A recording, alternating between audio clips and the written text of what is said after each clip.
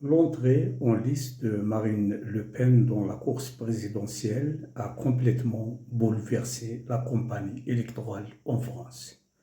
En quelques minutes, toute la droite française s'est retrouvée confrontée à une nouvelle réalité. Une réalité qui complique considérablement les ambitions de Bruno Retailleau. Car jusqu'à présent, l'ancien ministre de l'Intérieur espérait s'imposer comme la figure incontournable de la droite d'autorité. Il voulait apparaître comme celui qui remettrait l'ordre au cœur du débat public, celui qui parlerait sans détour d'immigration, de sécurité, d'identité nationale et de défense des valeurs françaises. Une stratégie construite avec méthode. Mais cette stratégie se heurte désormais à un obstacle immense, Marine Le Pen. Car lorsqu'elle est présente dans la course, tout change. Depuis des années, ces thèmes constituent le cœur de son discours politique. Ils sont associés à son image, à son parti, à son électorat. Et c'est précisément là que Bruno Retailleau rencontre sa plus grande difficulté. En politique, il existe une règle presque immuable. Lorsque deux candidats défendent des idées similaires, les électeurs choisissent souvent celui qu'ils jugent le plus crédible sur ces sujets. Autrement dit, face à l'original, la copie peine presque toujours à convaincre. C'est tout le dilemme de Bruno Retailleau. En cherchant à séduire les électeurs sensibles au thème du Rassemblement national, il risque surtout de renforcer le Rassemblement national. Pourquoi voter pour celui qui reprend les arguments de Marine Le Pen lorsqu'il est possible de voter directement pour Marine Le Pen? Voilà la question que beaucoup d'observateurs se posent aujourd'hui. Et cette interrogation fragilise considérablement sa stratégie, d'autant que Marine Le Pen bénéficie déjà d'atouts considérables. D'abord son nom, ensuite son expérience, son implantation politique et une notoriété que peu de responsables de droite peuvent égaler. Dans ce contexte, Bruno Retailleau apparaît comme un candidat qui tente de s'imposer sur un terrain déjà largement occupé. Mais ces difficultés ne s'arrêtent pas là, car un autre débat s'ouvre désormais, celui de sa stature présidentielle. Être candidat à l'Élysée ne consiste pas uniquement à parler d'immigration ou de sécurité. Un président de la République est aussi le chef de la diplomatie française. Il doit défendre les intérêts de son pays, préserver ses alliances, gérer les crises et maintenir le dialogue avec les partenaires stratégiques de la France. C'est précisément sur ce terrain que Bruno Retailleau suscite de nombreuses interrogations. Durant son passage au ministère de l'Intérieur, son approche des relations avec l'Algérie a été dénoncée par ses adversaires comme excessivement conflictuelle. Ces prises de position ont alimenté une période de forte tension entre Paris et Alger. Or, depuis son départ de la place Beauvau, la situation semble évoluer. Son successeur, Laurent Nunez, a engagé une approche différente. Les contacts entre les deux capitales ont repris.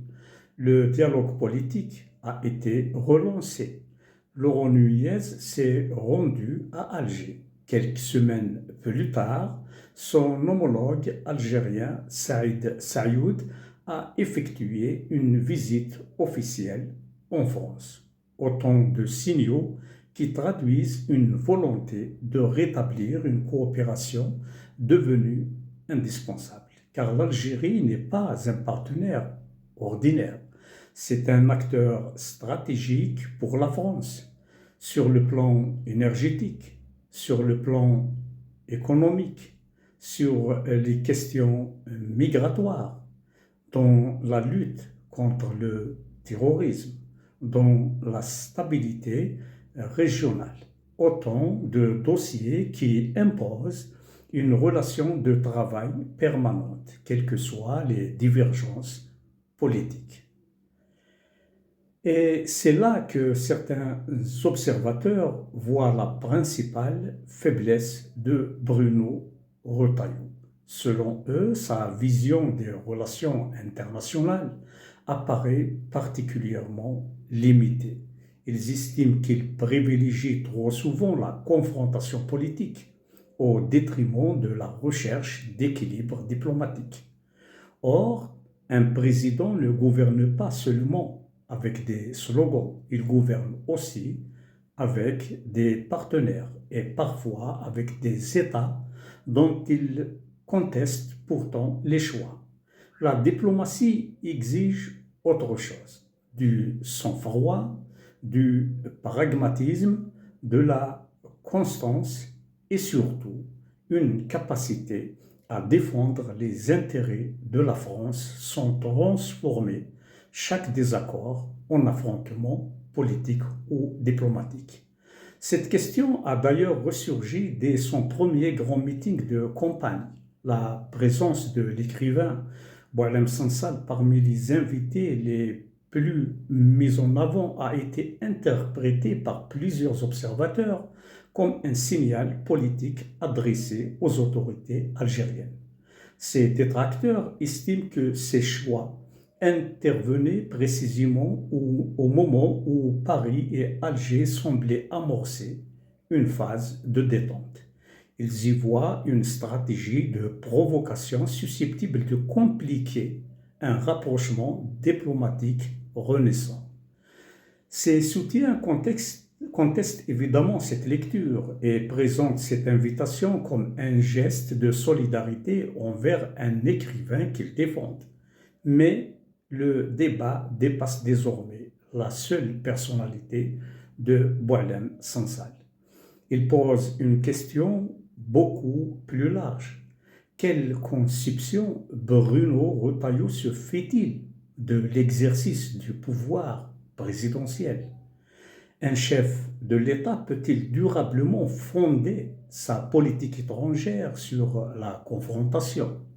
Ou doit-il avant tout rechercher les moyens de défendre les intérêts de son pays en maintenant des canaux de dialogue ouverts, y compris avec des partenaires difficiles? Car un président n'est pas uniquement le porte-voix d'une opinion. Il engage la parole de la France et du peuple français. Chaque déclaration, chaque geste, chaque symbole peut produire des conséquences diplomatiques, économiques ou sécuritaires. C'est précisément cette dimension qui distingue souvent un responsable politique d'un homme d'État. Pendant ce temps, Marine Le Pen poursuit sa progression. Les obstacles qu'elle rencontre ne semblent plus produire les effets attendus par ses adversaires. Bien au contraire, chaque polémique, chaque procédure judiciaire, chaque attaque est présentée par son camp comme la preuve qu'elle dérange le système. Cette stratégie continue de mobiliser une partie importante de son électorat et renforce parfois son image de candidate de rupture. Pour Bruno Retailleau, cette dynamique est préoccupante. Il espérait que les difficultés de sa rivale ouvriraient un espace politique. Or, cet espace semble aujourd'hui se refermer. Plus Marine Le Pen monopolise l'attention médiatique, plus il devient difficile pour lui d'exister. La bataille ne porte plus seulement sur les idées, il porte aussi sur la crédibilité, sur l'image, sur la stature et sur la capacité à convaincre que l'on possède les qualités nécessaires pour présider la République. La droite française entre donc dans une nouvelle phase, une phase où plusieurs ambitions vont désormais s'affronter frontalement. D'un côté, Marine Le Pen, forte de plusieurs décennies d'ancrage politique et d'un électorat fidèle, de l'autre, un Bruno Retailleau qui tente d'imposer son leadership sur un terrain déjà largement occupé, tout en devant convaincre qu'il possède également l'envergure internationale qu'exige la fonction présidentielle. La question est désormais simple. Peut-il convaincre qu'il représente une alternative et crédible ou restera-t-il dans l'ombre d'une candidate qui domine déjà cet espace politique? Les prochains mois seront décisifs. Chaque discours, chaque débat, chaque déplacement, chaque prise de parole sera analysée. Car une campagne présidentielle ne se gagne pas uniquement avec un programme. Elle se gagne avec une vision, une cohérence, une crédibilité et une stature. Pour Bruno Retailleau, le défi est immense.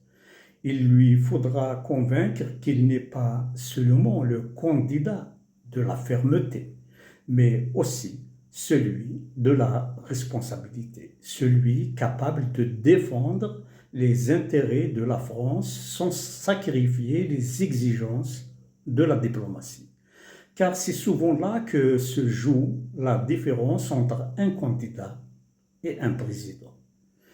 Une chose est certaine, la bataille de la droite française vient d'entrer dans une nouvelle dimension. Et ce qui s'annonce pourrait bien être l'un des affrontements politiques les plus scrutés des prochains mois. Au revoir.